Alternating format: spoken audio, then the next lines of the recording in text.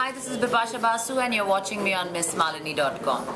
Well, we are here today for announcing the Pinkathon, which is going to happen on the 16th of December 2012. And it's the first time a marathon like this is being organized. It's for a great cause to create awareness for breast cancer. And my dear friend Milind called me for this, and I never leave an opportunity which is kind of propagating health and fitness, so I'm here. And I hope to run. I've been promised that I'm going to be allowed to run on this particular day, so very excited. And I'm really happy that, you know, such an event is being organized, and I hope that many ladies turn out on that day to support the cause. Well, I am not going to prepare much because I run around 7 to 10 kilometers a day, every day.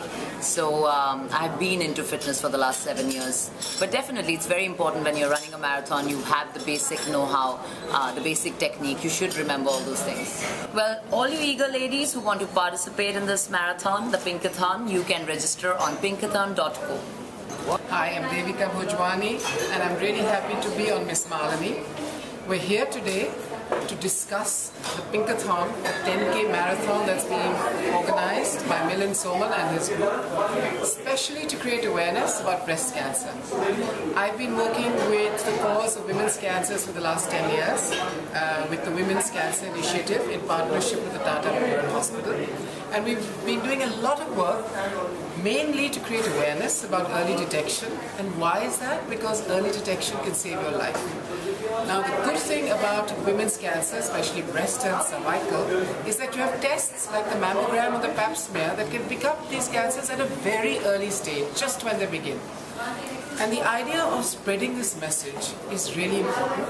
And so the platform like a women's marathon, where thousands of women are going to be part of, where more than that are going to be watching, I think we want to create this awareness that women, your life is in your hands. It's important that you keep yourself checked regularly. Don't be afraid, you know, this head in the sand attitude that we have, that we don't want to know. It is completely wrong.